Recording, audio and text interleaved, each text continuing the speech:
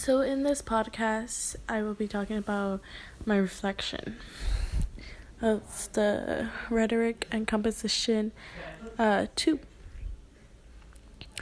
and talking about what I've learned, how I expanded my knowledge when taking this course, and the difference I am leaving with, and how I will use the information that I learned in the future in my workplace, my day-to-day life, and my education, my further education. So starting with what is rhetoric composition?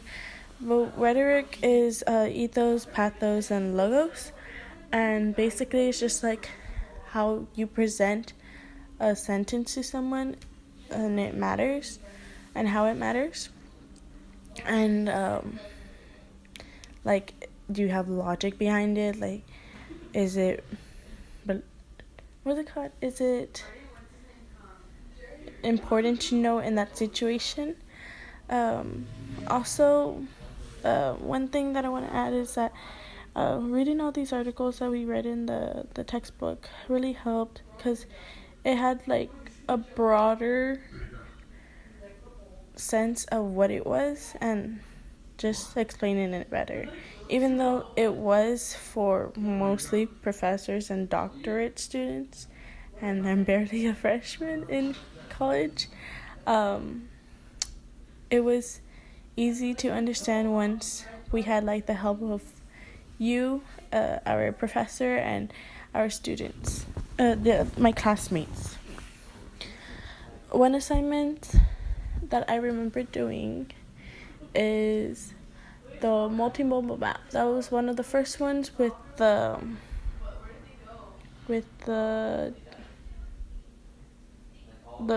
PowerPoint for. One of the first assignments that I remember doing is the assignment with our group, and it was determining what discourse community we are part of. Another important word is discourse community. And just a side note, discourse community is like a community that you're a part of, or just like any group that has these main features. So when making the discourse community, when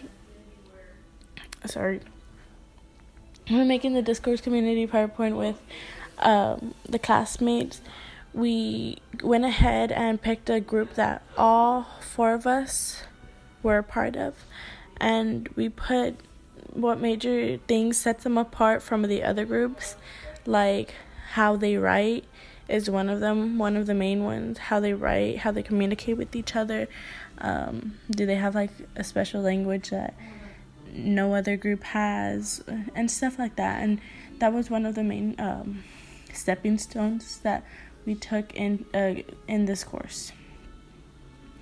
Another assignment that I remember doing is making our discourse community map.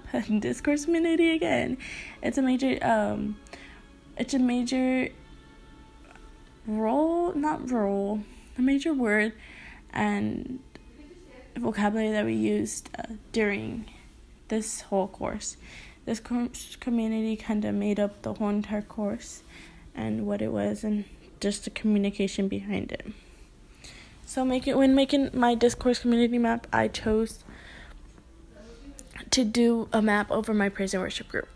In my map, I had just specific things that made a discourse community, which was genre, specific lexis, the type of writing we did, how we communicated with each other, and the communication we had during the practice, or that was different from other groups. And that was it was all leading up to the end, honestly, and it was very organized. The third assignment I remember doing is our Remix 3-Way. Our Remix 3-Way is composed of 3 different types of projects, so to speak, and 3 different types of audience. So, well, it doesn't really have to be 3 different types, but as to be, we have to have a specific audience for that assignment. So, the Remix 3-Way was about creating these kind of advertising what you were talking about to these people and to these people that it matters to. So, again, my discourse community and my main project was just over my praise and worship group and how they communicated with each other and how rhetoric communication affected their group. So first I had made a video. That was my first choice. My video was gonna consist of my praise and worship group practicing and me explaining to them what was going on and what needed to take place and just the different type of communication that was in it. My second Remix 3-Way would be my brochure. My brochure was for my audience, which is my leader. So I made the brochure for my leader because the brochure contains facts about communication and how it applies to my praise and worship group, and since she is the leader, she can apply the rules or the checklist to my praise and worship group that I'm in. And she has that authority too. So I just thought it was the great choice to make her as the audience. The third one of the Remix 3-Way I did was a checklist, and the video went hand in hand.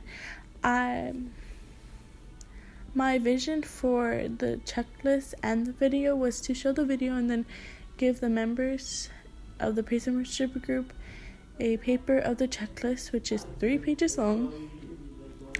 And in the checklist, it states the communication and how it works and the steps that you need to take when communicating properly and efficient with great information. So that was my 3-Way. And then lastly, I have my research paper. My research paper is all about the effects rhetoric communication has on a praise and worship group. And that's completely what it is. I talk about just different types of communication that the praise and worship does and how it affects different people and just the people that go day to day. Like, they might have a type of way they communicate with each other, but is it really working as well, And it just helps with conflict too. Like, there'll be less conflict if you communicate everything properly. And so that was my research paper. My research paper was the last project and of my rhetoric and communication. By taking this class, I've learned so much, and I learned how to write, and that when communicating, there's a certain way you can present it to different audience. Like, for example, I'm giving like a brochure to children, but I'm not going to communicate to them like, oh, you have to do this, like, because then it's not going to be appealing to them. It's not going to be fun for them. So when having my audience be small-year-olds, I have to appeal to their senses and then appeal to just different things so they will listen. And then in another case, with adults, they're more serious. You wouldn't be like passing a ball around because then that would be inappropriate. And so it's just like different ways how I know how to communicate now, that it matters who my audience is, it matters what my purpose is, and it matters how I present that communication to my peers in the workplace, in the school, and teachers, professors, my family, my clubs that I'm in and out of school, my workplace, So I just learned a lot from taking this course, and I really enjoyed it. even though sometimes I didn't, but in the long run I did. Yeah. And then just thank you so much for having me as a student and teaching me